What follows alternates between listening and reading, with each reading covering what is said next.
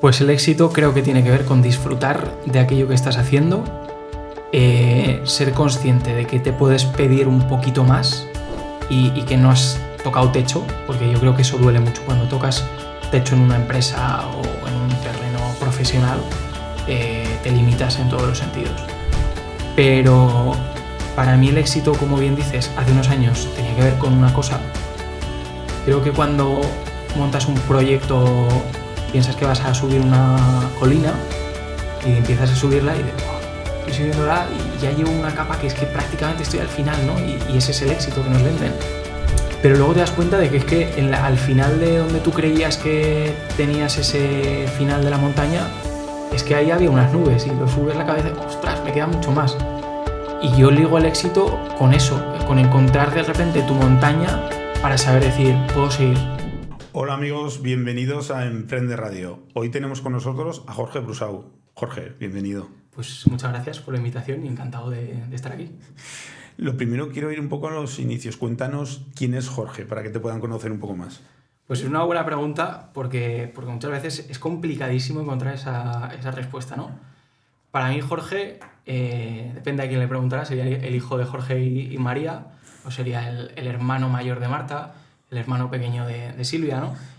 En la parte más profesional, yo me gusta identificarme con la palabra creativo, porque es algo que creo que nunca he cambiado desde los inicios, cuando me recuerdo yo como más joven o porque monté la empresa, siempre era por un punto, una capa de creatividad, y creo que a lo largo de todo el proceso, esa creatividad, entendiendo creatividad como unir puntos, La creatividad para mí es, pues, coges toda la información, toda la experiencia, todos los campos de información que residen en tu cabeza y ofreces la mejor solución con esos, la mayoría de puntos, ¿no? Pues es algo que creo que siempre nos acompaña en la empresa. Hemos metido creatividad en la parte de producción, hemos metido creatividad en las fases de venta, en la parte de comunicación, en explicar por qué hacíamos esto. Así que, ¿qué es Jorge? Jorge es un creativo. Muy bien, lo veo una definición correcta. Al final ahora todo se basa, ¿no? Un poco en la creatividad. Un poco yéndonos también un poquito más hacia atrás, en tu etapa de estudiante, me gustaría que nos dijeras qué estudiaste y un poco qué sueños tenías en ese momento y en referencia a lo que al final has conseguido, lo que es tu vida profesional. Pues es una historia, claro, yo creo que un poquito diferente y que quizá mucha gente se pueda sentir identificada, porque yo estudié bachillerato y en mi casa se decía eso de hay que estudiar una carrera. Elige la carrera que quieras, pero hay que estudiarla, ¿no? Y yo estudié arquitectura técnica. Yo iba a la Almunia todos los días a estudiar algo que probablemente ese chaval de 18 años no tenía ninguna idea de dedicarse a eso, ¿no? A mí, como te digo, me gustaba la parte creativa, siempre me ha gustado dibujar mucho e incluso en los inicios en el colegio vendía los dibujos que hacía, pero llegó un día que obviamente yo veía que eso no era lo mío. Arquitectura técnica es una carrera, pues es una ingeniería, tienes que tener pues una claridad en el estudio muy trabajada, y luego yo veía que se acercaba ese terreno profesional y yo no me sentía a gusto con lo que estaba estudiando ni con lo que me iba a dedicar en los próximos 2 años, ¿no? Y entonces ahí hubo un momento de mi vida difícil, porque cuando tú vas a tus padres y dices, dejo la carrera, ahí hay están los indios, los vaqueros, todos están discutiendo, ¿no? Y los recuerdo pues como un momento de aprendizaje muy bestia para mí, de lo primero, plantar cara a mis padres y decir, no quiero esto en mi vida, y lo segundo, ya ser independiente completamente, porque mis padres me dijeron, y muy bien dicho, deja la carrera, pero estudia algo en lo que vayas a ser el mejor. Y claro, es una pregunta complicada porque yo ahí no sabía lo que quería hacer. Me pegué unos meses ahí buscando todas las carreras y ninguna carrera me gustaba, ninguna. Es difícil porque hay muchas carreras, muchos estudios, muchos sectores a los que te puedes dedicar, pero ese chaval de 20-21 años no tenía ni idea a lo que dedicarse. Y empecé a ver algunos vídeos, empecé a descubrir el tema de la FP, de los grados superiores, que muchas veces ahora ha evolucionado mucho, pero antes se veía incluso... Más denostado, sí. Sí. Las carreras universitarias tenían mucho más nivel y parecía que conseguías un empleo en mejor condición, ¿no? Y descubrí los enlaces que es un grado superior donde ofrecen realización de audiovisuales y demás.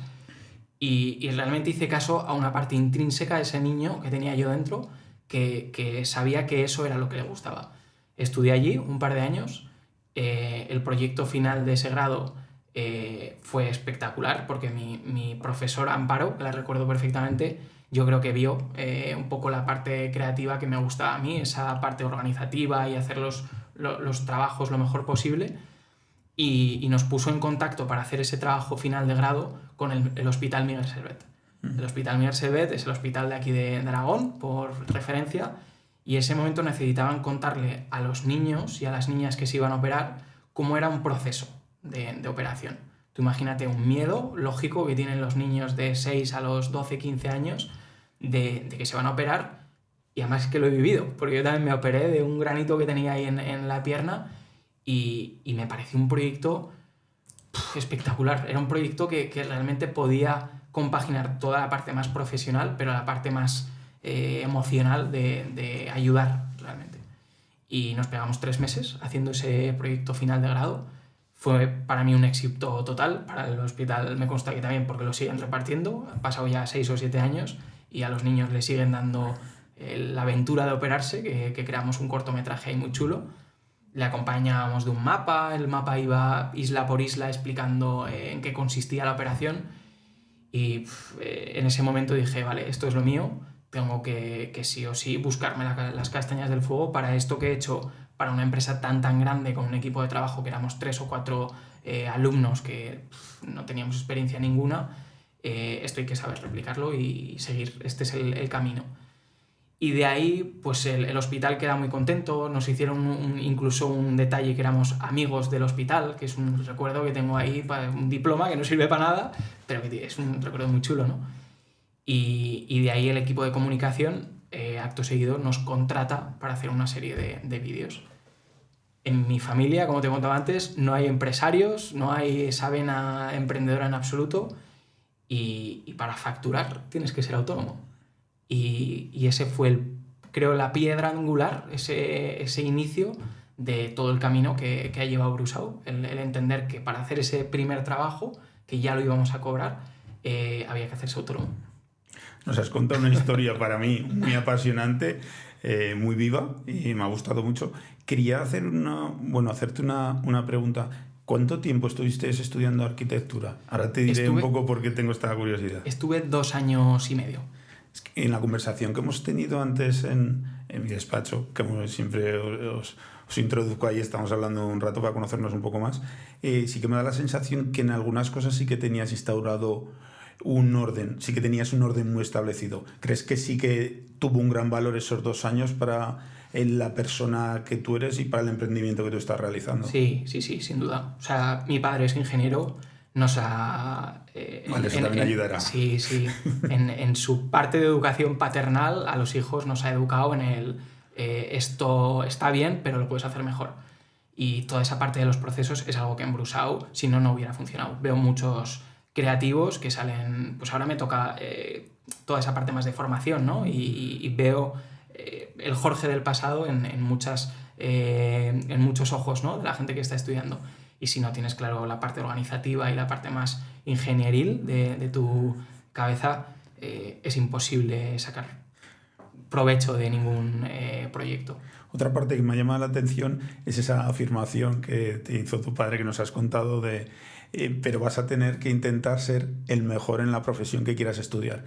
Ahora los padres intentamos concienciar, en vez de que vayan a esa competitividad tan bruta de que sean el mejor en algo, sino que sean cada día su mejor versión. O sea, es que cada día seas un mejor Jorge que ayer, para que lo entendamos. Sí. ¿Tú cómo ves ese cambio educacional que estamos intentando proyectar sobre los hijos ahora? Yo todavía no soy padre, entonces muchas veces puedes hablar bajo la experiencia, ¿no? De decir, yo he vivido esto, pero sí que soy tío. Y estos últimos años lo veo con mi hermana mayor, que ha tenido 2 peques, que han revolucionado la familia completamente.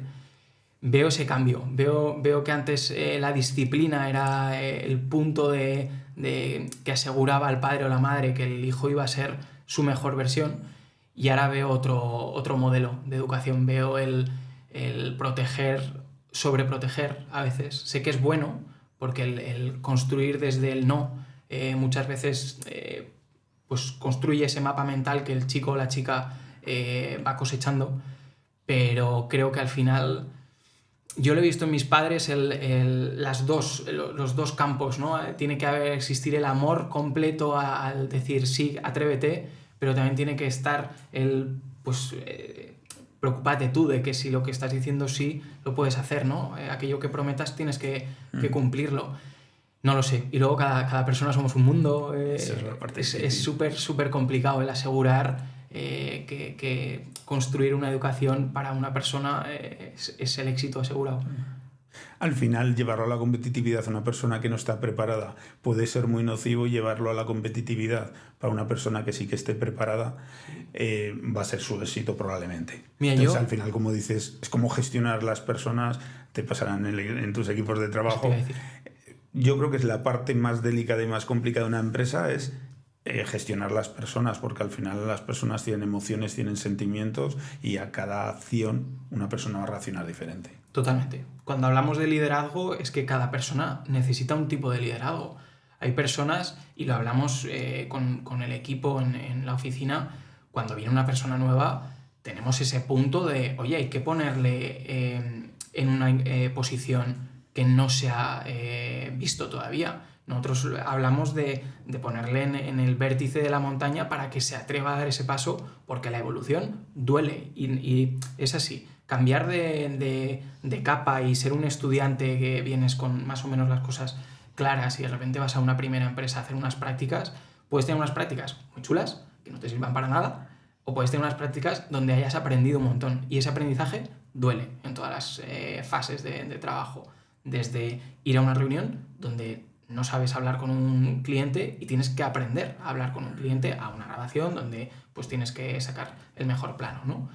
Y entonces hay personas que son capaces y son resilientes y están dispuestos, sobre todo, o motivados a tener esa evolución, y hay otras personas que lo ves de lejos que dices, no, que con esta persona no puedo pedir o exigir ciertas cosas porque ya lo ves que no está ni motivado ni tiene ganas. Salir de la zona de confort no es sencillo.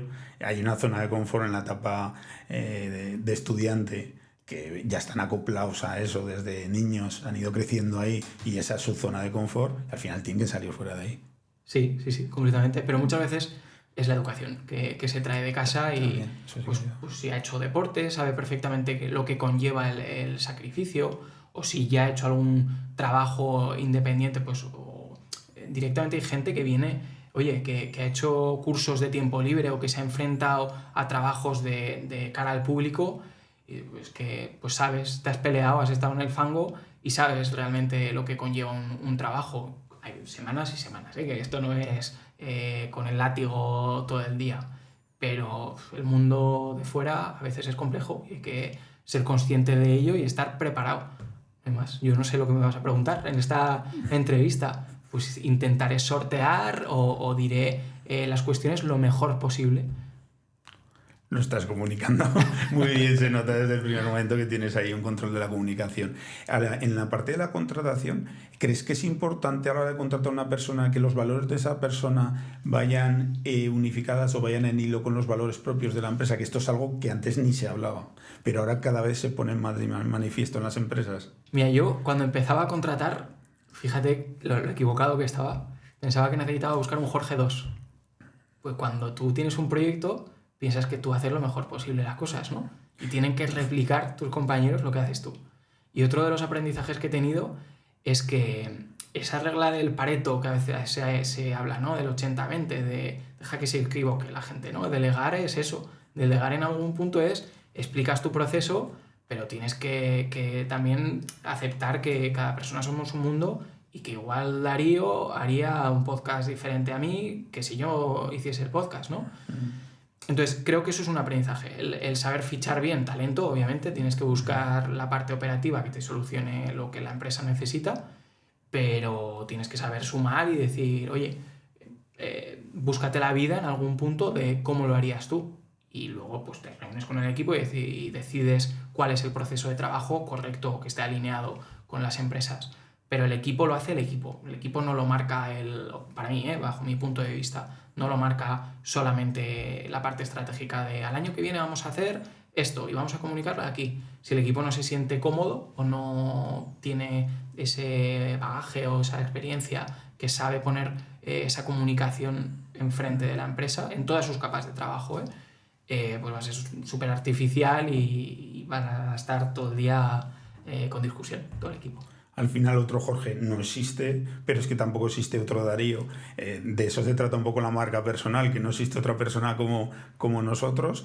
Y yo siempre digo que las personas que tengo en diferentes departamentos, sobre todo los responsables de departamento, tienen un mayor control de ese departamento que yo mismo. O sea, hacen las cosas de una forma más eficiente que la podría hacer yo ahora mismo por mucho que yo les haya formado, porque al final los que están en el terreno de juego, los que están en el campo jugando el partido, ese partido son ellos, y el CEO al final tiene una visión desde arriba que engloba un poco la montaña, ¿no? La pirámide de la empresa, y tiene una visión totalmente diferente y un control de otras facetas o de otros factores de la propia empresa que ellos no van a poder tener, pero tú también tienes que delegar de verdad y dejarles que, como tú has dicho, que se busquen la vida.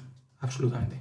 Sí, sí. Mira, yo creo que el punto donde las empresas cambian es en ese famoso C-level, que es de lo que estás hablando, que es el hecho de cuando tienes un equipo que ya tiene directores en cada uno de sus departamentos, y tener directores no es tener personas. Tener directores es lo que dices, controlan los procesos, saben cómo está su sector, conocen su competencia y conocen muy bien al cliente desde la parte comercial para explicarle cómo va a ser la solución hasta una parte técnica, pura y estrictamente técnica, de decir, pues no, vamos a hacer ahora un tipo de plano o un tipo de creatividad o de proyecto que igual beneficia a la empresa, y una persona solo no puede controlarlo todo. No, habrá empresas que sí, la inteligencia artificial parece que ahora las empresas de solo una persona cambian todo, ¿no? Pero yo creo que eso de momento es una moda. Para mí, yo no creo todavía en eso.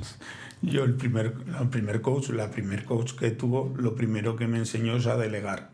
Porque al final te lo explica, ¿no? A que tus brazos son así y no vas a dar más de eso. O sea, necesitas delegar y poder encontrar personas de las que tengas esa capacidad de delegar y aceptar que van a aceptar, o sea, que van a acertar o que se van a poder equivocar, enseñarles y darle la oportunidad a que puedan aprender. Sí, pero es difícil, ¿eh? O sea, que, no es que lo fácil. estamos A mí hablando. es la enseñanza que más me costó, pero ha sido el mayor cambio. Porque a partir de que empiezas a delegar, multiplicas el poder llegar a la empresa a sitios que antes era inverosímil el poder llegar. Sí, sí, sí. Es que saber delegar tiene un punto de... Tú sabes que tú tienes tu proceso de trabajo, conoces a tus clientes y tus clientes te conocen a ti. Y hay un punto de... Sabes que si funciona no lo cambies. Y eso da miedo. Cuando viene una persona nueva, que además la otra parte, muchas veces hablamos como de delegar, que no, si sabes delegar, pues ya tienes todo hecho. No, hay una parte muy importante que es la persona que te viene nueva, que no conoce cómo trabajas tú y que se amolda. Y a veces no sé si es más importante la otra persona o tú mismo, ¿no? Tiene que haber un equilibrio ahí. Pero pues es superar un miedo de decir, bueno, no sé si va a salir bien, no sé si va a salir mal. Como salga mal, la he liado completamente porque puedo perder parte de negocio o puedo perder confianza, capas de confianza con clientes, pero como salga bien, hay que replicarlo. Y esto hay que ver por qué ha salido bien y buscar cómo se puede hacer de nuevo, y volvemos a esa parte ingenieril de procesos que muchas veces es clave, ¿no? En las empresas el proceso es el que cambia la forma de verlo y es el que dice, vale, esta empresa puede crecer o esta empresa son artesanos que hacen muy bien su trabajo, pero no vas a encontrar más artesanos como ellos. Nos has contado antes, cuando nos has detallado un poco tu historia, que vienes de un entorno que no es un entorno de emprendimiento, con lo cual la facilidad de tomar la decisión no es que lo hubieras visto. ¿Qué te llevó ese empuje a empezar a emprender? Porque le has contado un poco como al final me di cuenta que me tenía que dar de alta de autónomo, pero no es una decisión sencilla. Digamos, es una decisión que muchas veces cuesta dar. Sí. ¿Qué te llevó a tomar esa decisión? ¿Cuál fue ese empuje a tomar la decisión de empezar a emprender? Es que es complicado porque hay una parte que es puramente inconsciente y tengo que ser honesto. Es inconsciente. Yo la primera vez que fui a darme de alta de autónomo, la mujer que había tras la ventanilla me miró y me dijo, ¿estás seguro? Fíjate, cómo están las cosas. Es como, vas a emprender, eso es como, te vas a matar, ¿sabes? Claro. O sea, que te miran como diciendo, pero pues que no hay necesidad, que no está tan mal tu vida como para hacer eso, ¿no? Totalmente. Y fíjate que yo lidio mucho con esa parte de ser joven, cuando las primeras reuniones, los primeros clientes, las grandes marcas, que ven a un chaval joven. Y eso, pues, asusta, tiene que asustar en algún punto. Yo creo que al final siempre he sido una persona muy proactiva, muy de buscar el porqué de las cosas, el motivo de por qué funcionan las sociedades o la vida en general. Y creo que al final Brusao es la manera en la que yo me relaciono con el mundo. Fíjate que es muy esotérico y es muy filosófico, pero es que he trabajado y en mi época joven pues rápidamente buscaba trabajos desde lo más bajo, mozo de almacén o camarero, que he visto la realidad del trabajo duro. Pero no sé, sé que mi sitio está... La vida es muy larga, que soy joven y seguro que puede cambiar. Pero es lo que te digo, sé que construyo, sé que todavía hay mucho techo por descubrir y creo que no me he equivocado. Al final, cuando hablas de esa parte esotérica, es que la realidad es que el emprendedor es que es una forma de vivir, al final, de alguna forma. Yo siempre digo que emprender no es ser empresario, ser autónomo, que emprender es una actitud. Y tú puedes ser funcionario y tener una actitud emprendedora ante la vida. De intentar aprender, de intentar evolucionar, de intentar crecer. Al final es un poco eso. Pero sí que es verdad que para el emprendedor su empresa, su proyecto es su vida. Totalmente. Y cuando hablo con mi cuadrilla de amigos no es ningún emprendedor. Tienen otro estilo de vida cuando hablan del trabajo. Y muchas veces piensas, no sé si tú has elegido esa vena emprendedora o la vida realmente te ha encaminado a ser emprendedor y cuando te vas de vacaciones, claro, yo pienso que yo disfruto en vacaciones armando las piezas del puzzle y diciendo, pues dentro de unos meses haremos esto, este proyecto va muy bien, o este proyecto que hay que cambiar cosas, pues hay que ser capaces de evolucionar. Claro, te acostumbras, es como cualquier persona que esté viendo el podcast dirá, oye, con mi trabajo, pues yo un día elegí este trabajo y me relaciono conmigo mismo en ese trabajo. ¿Lo has elegido tú? En un día sí, pero los otros años restantes que te has ido levantando, pues al final estás en esa vida, ¿no? Hay que ser capaz de abstraerte y decir, estoy eligiendo el camino correcto, que en mi caso no tengo ninguna duda que sí que es así.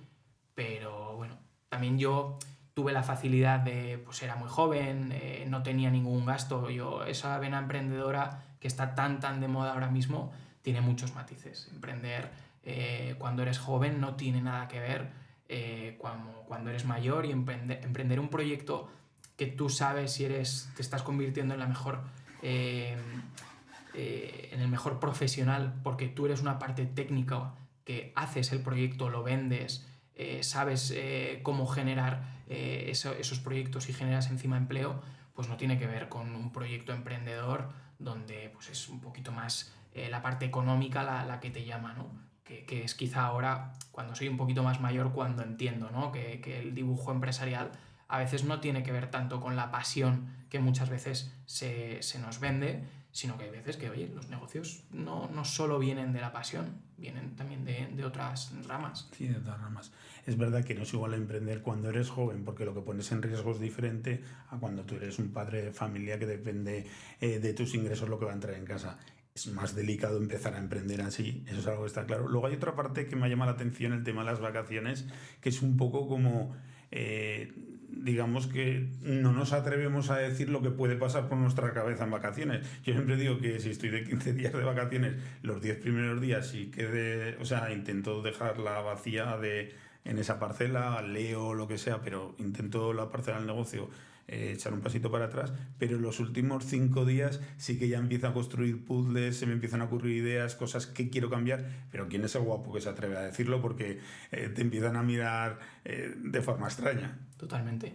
Mira, yo creo que el emprendedor, o por lo menos como veo yo la figura de un emprendedor barra empresario, o vaya, barra alguien que lleva el orden de un negocio del que viven otras personas, las vacaciones tiene que ser a lo largo del año. Tú tienes que encontrar tus momentos a lo largo del año de saber cuándo parar motores y cuándo meter pues todo el mecanismo a que funcione. Para nosotros en nuestro sector, después de vacaciones, vienen meses muy importantes en publicidad. De septiembre a diciembre pues, hay mucho trabajo. Eso significa que en los últimos días de agosto, pues como tú estés pensando, ¿no? Es que yo pues lidero un negocio y tengo que poder cogerme vacaciones, pues estás desprotegiendo una parte muy importante que es una ola que te va a venir en septiembre, octubre, noviembre y diciembre. Entonces, para mí yo creo que el ideal es que el empresario o la empresaria a lo largo del año tenga un orden en su cabeza de decir, vale, oye Jorge, en agosto no vamos a estar aquí de vacaciones, vamos a estar pues con la mentalidad puesta en empresa. Pero para ello, mi contrato personal conmigo mismo es, vale, pues hay que hacer deporte a lo largo de la semana, o hay que cogerte días de vacaciones puntuales a lo largo del año cuando sabes que la empresa te permite poder hacer eso para tú tener una estabilidad emocional, profesional y humanoide, si me lo permites. Porque si tú no estás bien, es que todo eso, aparte de que va ligado, eso se ve con el equipo. Las decisiones que vas a tomar van a tener en cuenta que yo no estoy cogiendo vacaciones y ¿para qué me he montado en una empresa? Si yo era mi propio jefe, ¿no? Hay que tener un proyecto de carrera primero individual y luego poder ofrecer proyectos de carrera para todo tu equipo. Totalmente de acuerdo. ¿Cómo nace Brusau Films y cómo ha ido evolucionando con el tiempo? Brusau Films se dedica en muchas partes a contar historias y que esas historias le ayuden a vender a nuestros clientes. La mejor historia que te puedo contar de cómo nace Brusau: mi abuelo se llamaba José Luis Brusau y él era un apasionado de cine. No se pudo dedicar como él quiso, era actor y en los primeros años, cuando los abuelos cuidan a sus nietos, mi abuelo nos cogió a mi hermana mayor y a mí, mi hermana pequeña todavía no había nacido, y nos dijo un verano, vamos a contar una historia, vamos a hacer una película. Yo tendría 4 o 5 años. Y mi abuelo pues dijo que iba a contar una historia de monstruos. Y nosotros estamos en Burváguena, que ahí no hay ni monstruos ni nada de nada, ¿no? Provincia de Teruel. Ahí está. Y entonces dijo, vamos a coger una cámara, una lupa y vamos a buscar monstruos, ¿no? Que hay por el pueblo. Y yo creo que duró el rodaje un día, no sé si se hizo finalmente la película o no, pero eso que hubo un aprendizaje, y es que cogió la cámara, cogió esa lupa y la puso delante de una hormiga. Y al ponerla delante de la hormiga, en la cámara se proyectó un monstruo. No era una hormiga, era un hormigón muy, muy grande, ¿no? Y yo creo que, aparte de con mi relación con mi abuelo, que fue muy buena hasta su última etapa de vida, creo que hay un clic ahí en mi mente de decir, hostia, esto se puede contar de otra manera diferente, ¿no? Ahí nace la vertiente creativa. Y yo pues he estado relacionado con el mundo del cine y he hecho muchos proyectos audiovisuales, cortometrajes un poquito más profesionales. Pero ahí es el germen de por qué nace Brusau y cuál es la decisión de por qué luego decido estudiar lo que estudio y por qué sigo en esta parte un poquito más creativa.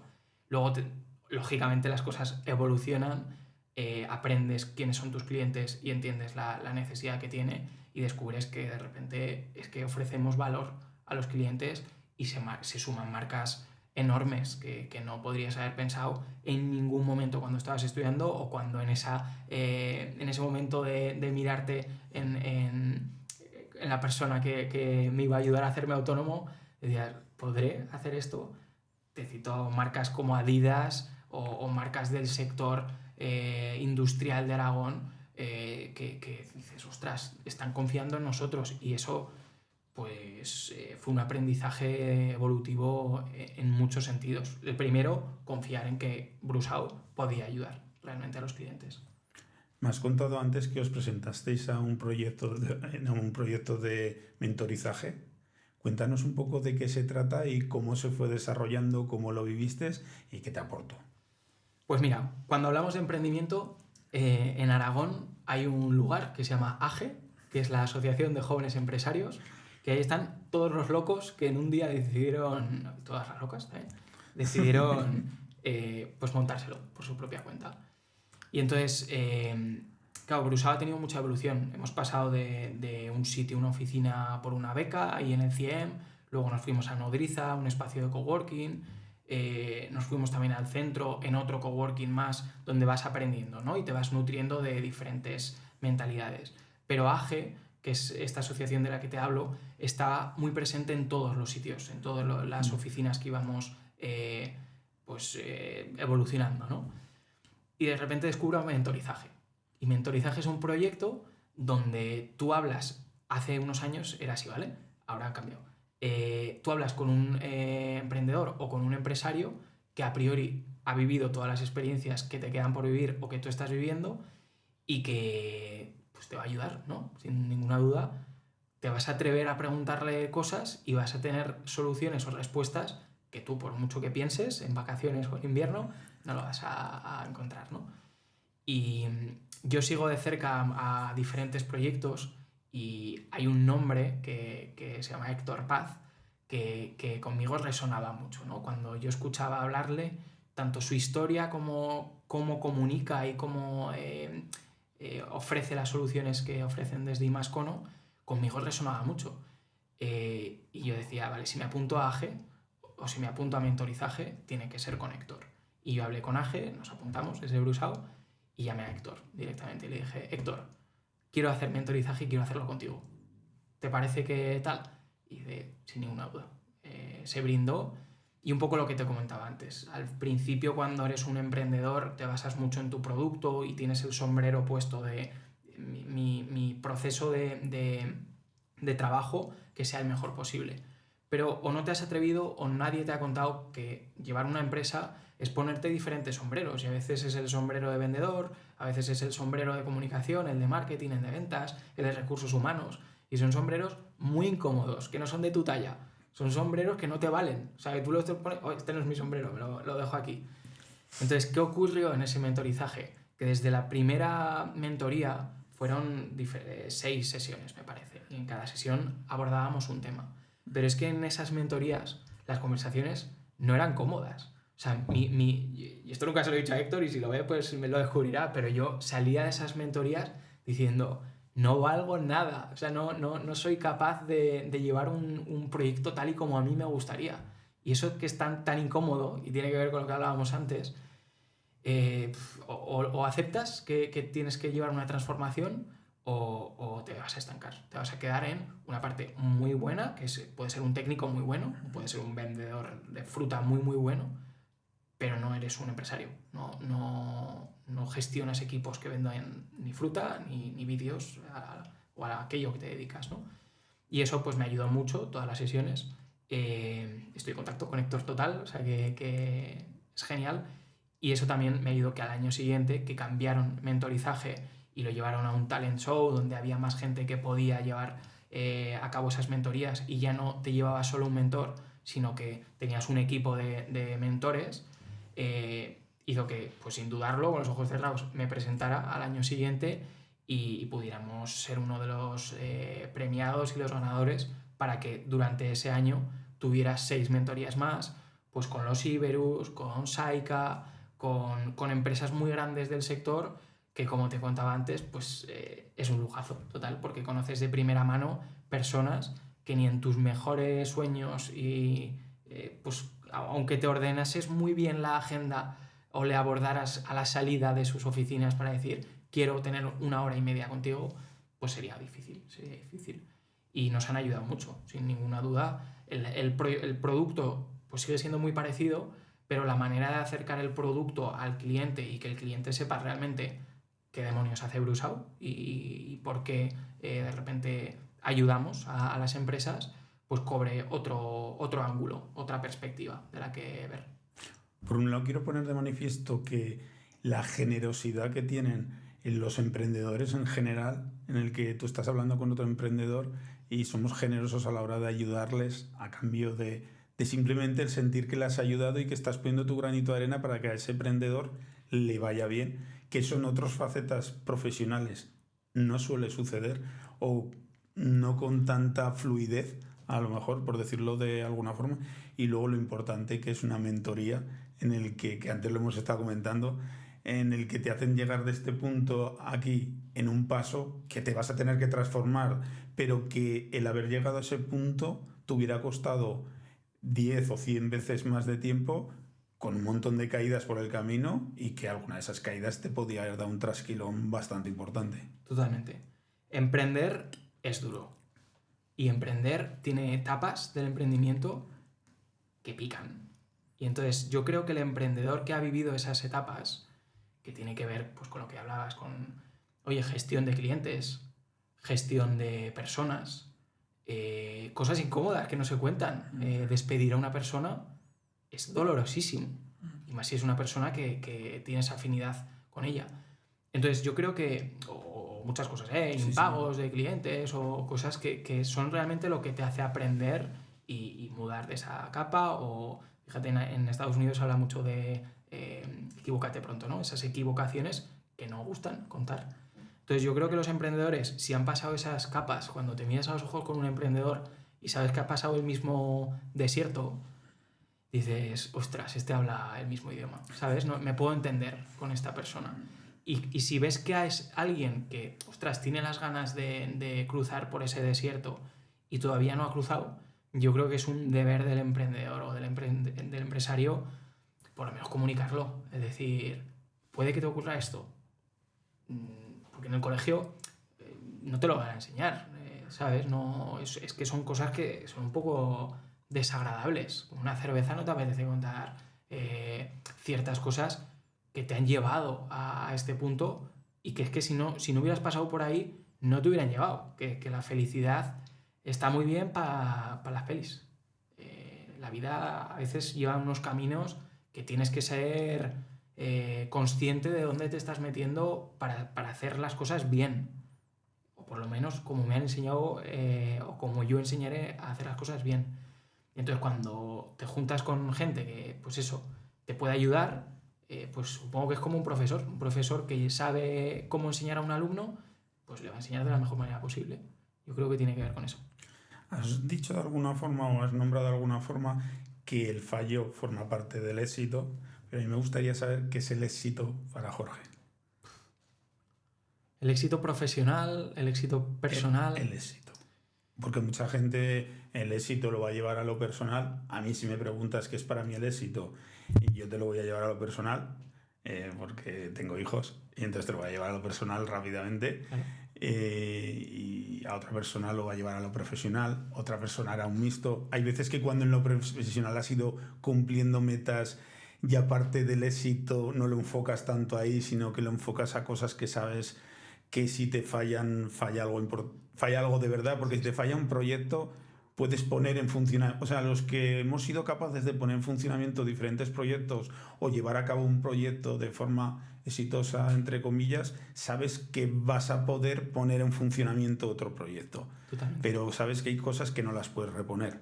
Y entonces quiero saber que para Jorge cuál es hoy en día, que seguro que eso te cambiará, porque si a mí me preguntan hace 10 años qué era para mí el éxito, te lo iba a llevar de una forma muy brusca a lo profesional. Y hoy en día no sería así. Entonces hoy, ¿qué es para Jorge el éxito? Pues el éxito creo que tiene que ver con disfrutar de aquello que estás haciendo, ser consciente de que te puedes pedir un poquito más y que no has tocado techo, porque yo creo que eso duele mucho cuando tocas techo en una empresa o en un terreno profesional, te limitas en todos los sentidos. Pero para mí el éxito, como bien dices, hace unos años tenía que ver con una cosa. Creo que cuando montas un proyecto piensas que vas a subir una colina y empiezas a subirla y dices, wow, estoy subiéndola y ya llevo una capa que es que prácticamente estoy al final, ¿no? Y ese es el éxito que nos venden. El vender y ligarlo con la parte económica o de gestión de equipo. De, ostras, tengo esta empresa. Pero luego te das cuenta de que es que al final de donde tú creías que tenías ese final de la montaña, es que ahí había unas nubes y lo subes la cabeza, ostras, me queda mucho más. Y yo ligo el éxito con eso, con encontrar de repente tu montaña para saber decir, puedo seguir subiendo y disfrutando del camino, que es complicado, que yo a veces, que oye, lo hablo con mi chica, con mi pareja, digo, es que estoy sufriendo ahora por cosas que al principio no me hubiera ni ocurrido poder llegar a estar aquí.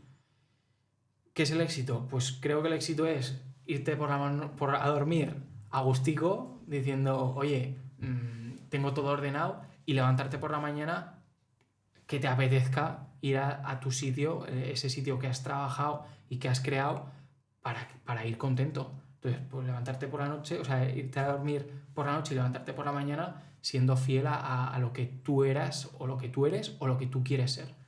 Eso podría ser éxito. Qué importante es disfrutar del proceso, porque muchas veces nos marcamos una meta, facturar mi primer 1.000.000 de euros, comprarme tal coche. Yo no soy muy fan de los vehículos, pero bueno, es lo típico, ¿no? Sobre todo que te venden en el emprendimiento. Pero qué importante es que tú puedas conseguir algo que te has planteado, pero que estés disfrutando del proceso. En todos los sentidos. Porque al final lo importante no es conseguir la meta, sino la persona en la que te tienes que convertir, o sea, ese proceso para poder conseguir esa meta. Totalmente. Y para mí es importante ser fiel a lo que tú eres o lo que tú quieres ser. Porque el mundo de los negocios, ostras, hay partes que te llevan a ser una persona o a hacer diferentes actos que igual tú no eres así o no eras así. Y creo que ser consciente de ello y decidir en dónde te implicas al paso del tiempo, dices, ostras, ¿esto en qué me he convertido? ¿No? Y el éxito a veces creo que tiene que ver con eso. Y los empresarios o las empresarias que a veces se aíslan en sus pues eso, en sus lugares de trabajo, ¿no? Está ahí. Y, jolín, si ese tío seguro le gustaba estar en el fango o le gustaba la parte personal, pero se ha aislado poco a poco por sus propias decisiones. Y igual le preguntas, no, yo estoy súper contento, tal. Pero yo estoy seguro que tú le preguntas con una cerveza o con la cuadrilla de amigos, joder, ¿para qué me metí yo aquí? ¿Sabes? El éxito para mí tiene que ver con ser consciente de dónde te estás metiendo, de ser afín a tus creencias y a tus valores, y oye, sale bien tu negocio con cómo eras, has sido una persona exitosa. Y cuando te vayas para el otro barrio, te recordarán como tú quieres que te recuerden. Lo demás, no te vas a llevar ni el reloj que llevas puesto, ni la cadena, ni, ¿sabes? Ni lo que tengas en la... Te lo podrás llevar, pero te lo robarán los gusanos o lo que, Así es. o lo que haya por ahí. Sí, te lo llevarás, porque al final o sea, ahí se quedará. ¿Has tenido clientes o tienes clientes muy importantes? Has nombrado Adidas, si no me equivoco, el Salud Aragón también es cliente vuestro. ¿Cómo se consiguen este tipo de acuerdos? ¿Cómo una empresa joven como la vuestra llega a cerrar ese tipo de acuerdos? Pues tienes que tener una seguridad en que lo que tú ofreces realmente ayuda a un cliente. Y luego tienes que tener un portfolio y una referencia clara de lo que estás diciendo es correcto. Es decir, tú no puedes vender un proyecto que no eres capaz de llevar a cabo. Entonces la pregunta viene, ¿cómo eres capaz de vender un proyecto que todavía no has llevado a cabo? Pues tienes que organizar muy bien toda la presentación para que tu cliente que necesita una ayuda, los clientes los podemos llevar a la metáfora de que le duele algo y tú lo solucionas, o lo podemos llevar a la metáfora de que si no lo haces tú lo va a hacer otro directamente. Entonces tiene una parte de relación personal, de confiar, mirarte a los ojos y decir, vale, este chaval realmente lo que está prometiendo lo va a hacer. Y luego tienes que tener, pues eso, unas referencias previas de segmentos de actuación, marcas con las que has trabajado, casos de éxito, que a veces no es solo lo he llevado a cabo, no, es que lo he llevado a cabo y este proyecto le ha ayudado a facturar mucho más a un cliente de quizá lo que se podría imaginar. Y esas son piedras angulares que sin duda, pues al principio era mucho más complicado porque tenías clientes muy, muy pequeños o pocos clientes, y luego te das cuenta que a medida que va creciendo la bola de nieve, pues es, no digo más fácil, porque conseguir un cliente y conseguir que se quede ese cliente es cada vez más complicado con la competencia que hay, pero tiene que ver con una parte más humana, tiene que ver con oye, sentémonos, ¿te puedo ayudar? ¿Dónde estás ahora mismo? Pues mira, nosotros estamos haciendo estas referencias o contamos con esta experiencia de clientes que igual son muy similares a los tuyos, y que estamos ayudándoles ya, hoy. No te prometo nada que no puedo cumplir. Así creo que se consiguen los clientes y con las relaciones profesionales. Antes hemos estado hablando que el qué un poco de una empresa es pues el que tú que tienes, ¿no? Pues este producto es detallar lo que sería este producto, pero lo que me gustaría sacarte es cuál es el porqué y qué es lo que aporta, qué es lo que hace sentir, qué emociones genera Bursau en su proyecto a sus clientes. Pues creo que tiene que ver con la parte estratégica, con la parte de entender tu cerebro, si es de marketing, y el cerebro que tienes al lado, si es comercial. ¿Sabes? Tiene que ver con eso, con de repente la primera sorpresa que ocurre en las primeras reuniones, ya sea en casa de cliente o en nuestra oficina, cuando de repente ellos piensan que van a un equipo creativo, porque han visto un resultado final simplemente, y descubren que, ostras, hay una parte estratégica que tiene que ver con tú qué estás vendiendo, a quién estás vendiendo, por qué estás vendiendo, vamos a segmentar a tu cliente, vamos a entender y asegurarnos que esa creatividad que va a brillar tanto, que va a ser tan cinematográfica, va a ayudar al cliente. Y yo creo que esos momentos, nosotros lo llamamos fuegos artificiales en nuestra nomenclatura, tiene que ver con una sorpresa inicial. Yo creo que eso al cliente le gusta y debería de mantenerse en nuestra metodología de trabajo. Que todavía no te he explicado ni qué hacemos realmente en Bursau, ¿eh? Cuéntanos qué es lo que hacéis en Bursau. ¿Os denomináis como una empresa que hacéis publicidad con una calidad cinematográfica? Entiendo que ese es uno de los grandes valores que aporta Bursau, pero cuéntanos. Bursau empezó siendo una productora audiovisual y poco a poco el cliente nos obligó a pensar en el guión y a pensar en la estrategia y decidimos cambiarlo a agencia audiovisual. O sea, del mundo de las agencias, que es tan complejo, pero veíamos que las agencias suelen ser de publicidad o agencia de medios, agencia de publicidad exterior, pero no había una agencia que se centrara solo en audiovisual. Y ahí decidimos, venga, pues cogemos lo mejor de una agencia cuando entendemos al cliente o explicamos bien el proceso y lo mejor de la parte técnica de una productora audiovisual. Y ahí lo fusionamos y decidimos crear simplemente 3 líneas de servicio. Publicidad cinematográfica, que tiene que ver todo con la parte de anuncios y de decirle al cliente, no te vayas a Madrid, no te vayas a Barcelona, que aquí en Aragón ya hay medios suficientes o hay equipos técnicos audiovisuales suficientes para hacer las cosas bien. Dejándolo ahí, sin comparar con cómo se hacen en otros lados. Luego hay otra rama que es la que más nos ayuda a evolucionar, que es contenidos estratégicos, que tiene que ver con lo que indica el propio nombre, evolucionar los departamentos de marketing de empresas medianas y grandes. Hay empresas que ya cuentan con sus departamentos de marketing, pero no cuentan ni con el tiempo, ni con los medios, ni con la mentalidad y la experiencia de decir cómo nutrimos a nuestros productos o a nuestros servicios. Y esa rama de contenidos estratégicos que vino influenciada mucho con esas mentorías de las que hablábamos antes, nos ha ayudado a crecer, sin ninguna duda. Y luego sumamos una tercera capa que es bastante pequeñita dentro de la empresa, que se llama creatividad digital. Y tiene que ver con todos esos productos o servicios que hacemos en las anteriores capas, llevarlo a un terreno social, porque ahora mismo la comunicación se juega en las redes sociales y en el scroll infinito. Podemos estar de acuerdo o no y podemos iniciar ese debate, que también es interesante. Pero la realidad es que todos los servicios y todos los productos que acabamos haciendo en muchos lugares acaban en esas redes, ¿no? En esas aplicaciones de social media. Y entonces, pues, para hacer venta cruzada directamente con cliente decíamos, oye, si al final todos estos productos que grabamos con una calidad bestial también van a acabar en una rama de social media, ¿por qué no creamos un departamento nuevo que se llame creatividad digital y que ayude al cliente a crear, a gestionar todo ese contenido pues, en la forma en la que nosotros creemos y trabajamos? Le hemos llevado tanto la fuerza a captar la atención de las personas que al final los hemos convertido en esclavos del teléfono y del scroll infinito, como bien has comentado. Sí que es algo que a lo mejor de alguna forma, y a la empresa no nos interesa, porque al final es una zona en la que podemos captar de una forma más sencilla la atención de las personas, pero sí que también de alguna forma están afectando también al ciudadano y a la empresa el que eso no esté regulado y que de alguna forma eso esté un poco descontrolado.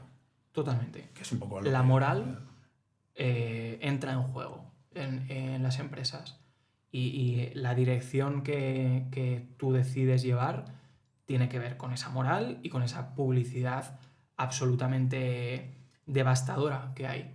Ahora, claro, yo soy consciente de que lo que nosotros ofrecemos y prometemos no es fast food o no es fast publi, ¿sabes? No tiene que ver con, pues oye, vamos a hacer un anuncio rápido para mañana que pues, se va a consumir en un día, el cliente lo va a ver rápido. Nosotros no ofrecemos eso, no estamos en ese campo. Entonces, claro, yo estoy convencido de que lo que nosotros hacemos suma y ofrece valor ya no solo al cliente, sino a la sociedad, porque ya nos ocupamos nosotros de, cuando hacemos ese storytelling o ese guionizado, pues que todos los temas sociales que quizá están encima de cualquier mesa, desde un bar a una mesa familiar, cumplan con esos cánones, que la publicidad de la que venimos, tela, ¿sabes? Sí. Ojito. Entonces, es complicado. Sí, sí que es un producto que cuando lo ves, sabes que ves que es un producto que es muy trabajado y que al final lo que vosotros queréis es darle un producto para tiempo para vuestro cliente, no un producto para que salga hoy en un sol y mañana ya se haya olvidado. Me gustaría hablar de qué importancia tiene o crees que va a tener la inteligencia artificial en vuestro sector y si de verdad es tan catastrófico todo, ¿no? Como se anuncia bueno, intentando meter presión a las personas diciéndoles que pueden perder sus puestos de trabajo si no se actualizan y si no siguen un poco ese camino. Claro, yo creo que la sociedad como tal estamos muy... devoramos mucho y tenemos mucha ansia de encontrar el punto que cambie todo, ¿no? La palabra clave, el metaverso, la inteligencia artificial que ayude tanto a la empresa a cambiar su modelo de negocio como al trabajador a pues, tener mejores condiciones laborales, ¿no? La IA o la inteligencia artificial, tal y como es en origen o en denominación, todavía no existe. No es algo que, pues como el Iron Man, que de repente se levanta por la mañana y ya tiene todo organizadico. Todavía no estamos en ese punto. Es correcto que la evolución parece o induce a que nos lleva a que todo el proceso sociolaboral va a tener que ver mucho con pues, una mejora en los procesos y que tendrá que ver con que si ahora tú quieres música en tu casa, ya no tienes que apretar un botón, sino que le dices, Alexa, ponme música. Y entonces esto llevado a la empresa, pues tiene que ver con, oye, ¿cuáles son las facturas que faltan por emitir? ¿Cuáles son el dinero, el cash flow, el tal? En nuestro terreno creativo, creo que todavía queda mucho por abarcar. Sí que veo muchas herramientas que parece que van a cambiar mucho el sentido en el que tú le vas a escribir cualquier frase y te va a devolver un contenido que vas a poder utilizar en un proyecto concreto. Pero es que, como te digo, nuestro trabajo, hay un punto artesanal y un punto humano que tiene que ver con que si tú necesitas comunicar un producto o un servicio, por mucho que yo a una IA le pida, hazme esto, tú no vas a querer comprar eso, porque sabes que Brusound no hace eso. Otra cosa muy diferente es que venimos durante 2 años involucrando en todas las herramientas de trabajo, desde una corrección de sonido o a un orden de cuando presentamos un proyecto, pues claro, ya no tenemos que diseñar una imagen brutal para que el cliente se imagine cómo va a ser el resultado, sino que a golpe de clic y a golpe de teclado pues ofrecemos como si tuviéramos 3 o 4 diseñadores muy buenos en la oficina. ¿Cuál es mi mentalidad? Hay que estar despierto, hay que estar al día de qué es lo que ocurre, pero no hay que volverse loco. Porque es que veo muchos empresarios y muchas empresarias que lo que hacen al final es decir, oye, voy a cambiar mi modelo de negocio, voy a anunciar que hago IA y de repente has pivotado tanto a otro modelo de negocio tan diferente, del cual hay 400 empresas nuevas que también están haciendo eso, que uno, has cambiado la forma en la que te relacionabas con tu negocio y el motivo de por qué hacías las cosas, y 2, te has vuelto un competidor poco exigente, en definitiva.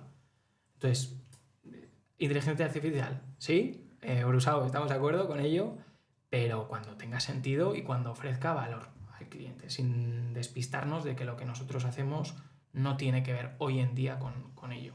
Reseñar por alguna parte que te pueda ayudar, pero que al final en muchas facetas y sobre todo en lo audiovisual, la parte humana, creativa del humano, no lo va a poder suplir una máquina, porque al final si lo está supliendo una máquina, está supliendo con esa misma idea a miles de empresas más, porque esa IA se la estará aportando a cualquiera que le esté preguntando sobre dame un... Tiene que ver también con cómo le preguntas, porque esto o sea, se equipara o hay un paralelismo muy bueno. Los prompts que se dicen de alguna forma. Un prompt tiene que ver con una estrategia o con una decisión. A los equipos hay veces que lo complicado es tomar una decisión. No, hay equipos que son buenísimos, pero qué decisión tomamos es lo que muchas veces conlleva riesgo y conlleva un proyecto u otro, ¿no? Entonces, pedir un prompt a una inteligencia futura que tenga una base de datos lo suficientemente trabajada como para tener una respuesta que tú consideres que nutre en algún punto a un proyecto, a favor completamente. Pero tienes que convertirte en la persona que sepa preguntar de forma correcta a esa base de datos brutal, ¿no? Sería como encontrar la solución en un mar de preguntas y respuestas. Si no sabes qué pregunta hacer, no vas a encontrar una buena respuesta. Entonces yo ahí estoy pendiente y estoy, deseoso de que ocurran cosas. Pero la vida... Contiendo. Dirá, contiendo. Si pensamos... si pensamos en ese emprendedor que está empezando y a lo mejor no tiene capacidad para contratar a una empresa de publicidad, ¿qué importancia tiene más a la hora de comenzar? ¿Que se adquiera grandes equipos o que se forme para poder administrar y gestionarlos y sacar el máximo rendimiento a esos equipos? Tú sabes la respuesta ya, ¿no? Que te voy a dar. Me la imagino porque está hablando contigo anteriormente. A formarse. Hay que formarse. Tienes que tener muy, muy claro que la formación es continua, que la formación tiene muchas ramas diferentes, que, como te decía antes, las empresas están vivas y eso significa que la empresa que tienes hoy y cómo se va a relacionar con el mundo y con sus clientes dentro de unos años será diferente. Entonces, al emprendedor que hoy en día está tan loco que va a ir a la ventanilla y va a decir, hazme autónomo, le diría que primero se forme bien.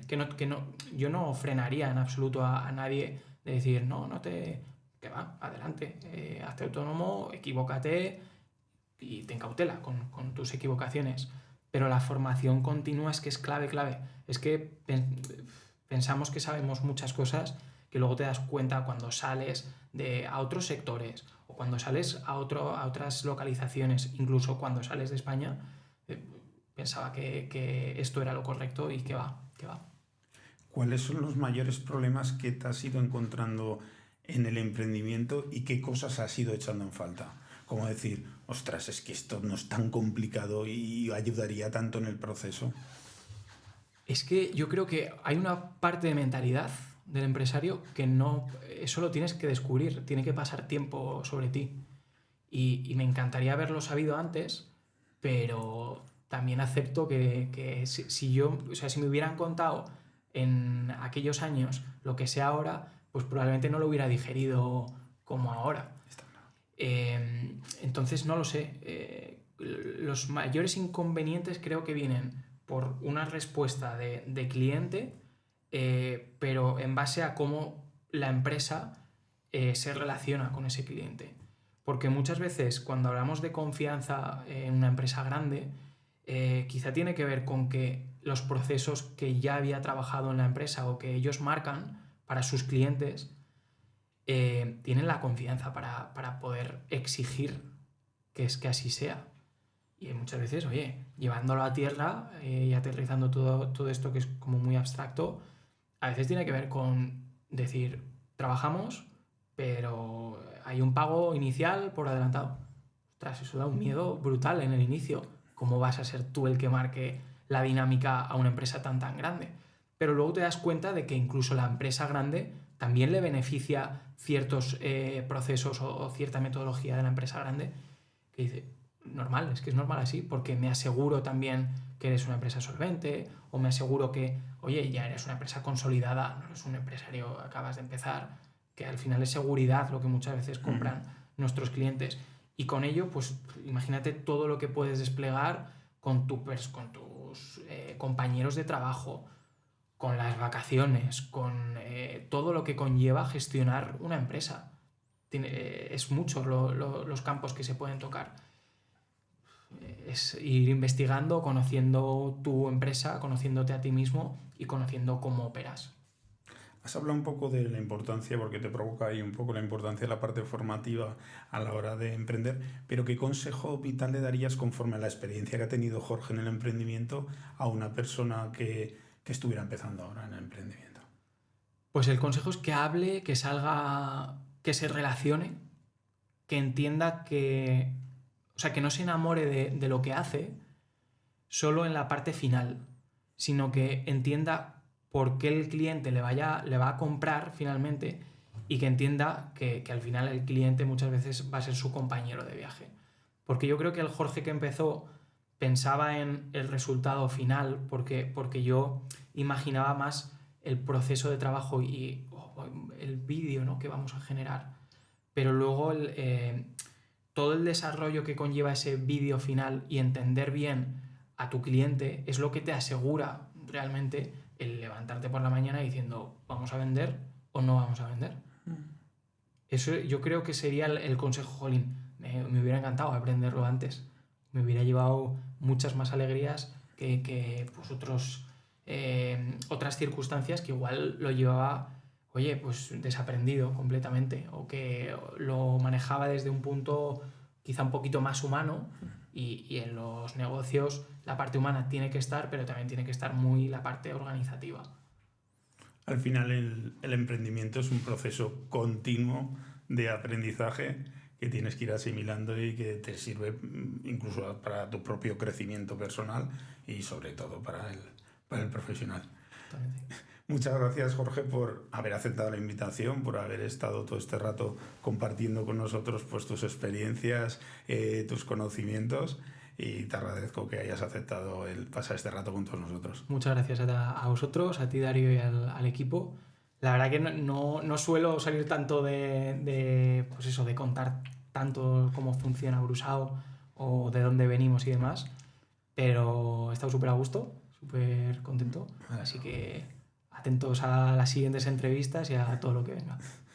A los que queréis saber más de Jorge Bursau y de Bursau Films, os vamos a poner en la propia descripción del vídeo los enlaces a todas sus redes sociales. Yo os advierto que he estado echando un vistazo al canal de YouTube y a mí hay muchos vídeos que me han llamado la atención, vídeos en los que sacáis un poco cómo trabajáis con vuestros clientes y que creo que aportan un gran valor. No os los perdáis. Muchas gracias, Jorge. A ti.